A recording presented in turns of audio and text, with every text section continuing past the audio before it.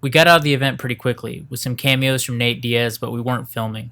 We ran to Andrew's post-fight ritual of getting Krispy Kreme donuts after the fight. There we celebrated with teammates and his friends. I sat both him and his teammate Andrew Coyne down for a post-fight interview. Road Nuts, Bull Nuts, 3-0 now. Yeah. We did that once back in the day. What do you see as your goal next? Like, what's the plan next? I mean, realistically, my next fight or next two fights are going to be at Gladiator Challenge or Thunder Valley Casino or the promotion. Sometimes they run shows down in Southern California. But and then after that, I'm gonna try to get on some local shows that have better competition. So that's my next year and a half. It's hard to get fights consistently, so I'm hoping for 3 this year. That's my goal at the very least. Same question for you. What's the goal going forward now that you're 2-0? Goal going forward is to get another fight in May or June, and then one more at the end of the year in October, November. That'll probably be my last fight at Gladiator Challenge, being it was my second fight with them. Plan to fight for a different promotion in May or June, and then possibly fight for them again October, November, but that'd be the last time if I did. In the moment, how did it feel out there? What was you've done amateur fights, but now the pro thing was going on. How did you actually feel? I mean, backstage, there was definitely nerves of not knowing anything, not knowing the opponent, I knew I was up basically 2 weight classes. So I knew the guy was going to be bigger than me, and I knew he was probably going to be not so good, but there was a lot of iffiness there too. He could have been, a lot tougher than he was. And so I was kind of prepared for that mentally. And then once I saw him and I kind of figured how the fight would go, relaxed a little bit, but still tried to stay intense because sometimes I relax too much.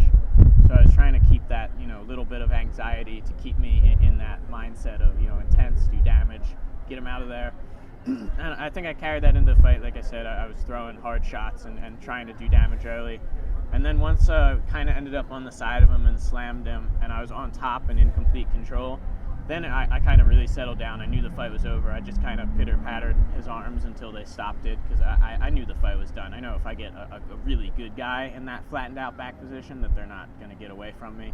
So I knew it was over by that point, and I think I was calm enough, collected enough to recognize that I didn't have to just keep hammering away, that the fight was pretty much done. That's good to you. Yeah. Not about like your future, not about your mistakes, but like how did you feel in that moment? Like what was going through your head, all that. Same thing. So, like I said already, I'm not very happy at the beginning of the fight. When I was on bottom, he was throwing strikes. They weren't landing to where I was being rocked, but it was definitely oh shit, like I need to advanced position or defend or reverse here, or else the fight could potentially be stopped if that would have kept going on. So I went in more of a not panic mode, but get my shit together mode, and was able to. And then after, I was still very upset about that situation, but at the end of the day, I am happy that I got the win. Okay. Anything y'all want to say? Like your bros, you did it. Yeah. Dude, it's awesome to be on the same card as Bulldog again.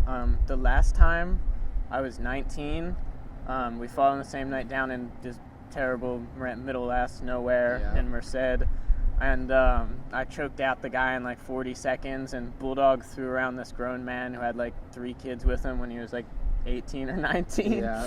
So, dude, we had a great time, and I'm happy to be doing it again. I had trouble getting fights for a little while, and Bulldog was just beating dudes up the whole time. So, I'm glad to be semi back on track. 3-0 pro between us. Yeah.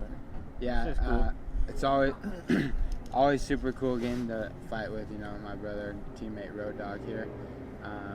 That was a cool experience down in Fresno, Merced area, and tonight was another cool experience overall. And I look forward to many years down the road doing the same thing at the highest level, UFC, Bellator, whatever it is. I feel like we both will be eventually on the same card at that high level, both getting big wins and still putting in all the work like we have at this time too. So. Okay. Last question. Okay. What are we doing for the fight breakdowns? All right, so Are we going to hear more Coyne? Dude, we can get Bulldog, Coyne to talk, Bulldog to talk. But The fans are calling for it. the next Yeah. but the next fighter breakdown that we have to do at some point is Habib and Tony Ferguson. And we're gonna do some Tony Ferguson intercepting strikes. You know, guys coming in. Tony has those elbows and those snap kicks that he stops people from pressuring him with, and they really can take a toll on you. Then Habib, I think we're gonna go over that. I've been saving it for him, honestly. I could have gone over for a couple other people, but that 2-on-1 control from behind. You know, he lifts, he slams, he gets that 2-on-1, then he just beats the life out of you. And our one wrestling coach, Alexander Munoz, has talked a lot about some of the finer details of that, so I'm going to just quote him and copy some of his information into my video. And will we hear the Bulldog talk?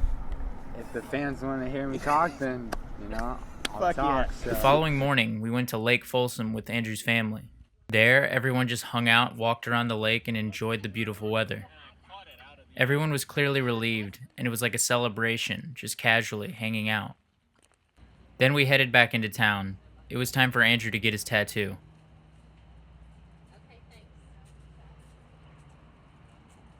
That was Nicholas, honey. He wanted to see how you did.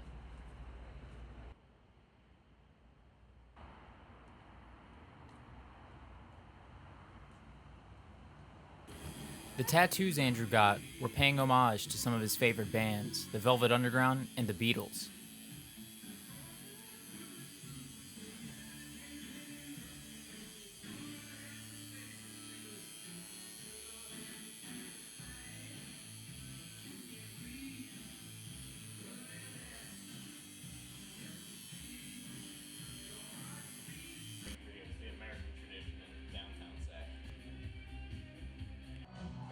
We closed the day with Andrew coaching boxing and then playing spikeball with the students and Andrew Coyne.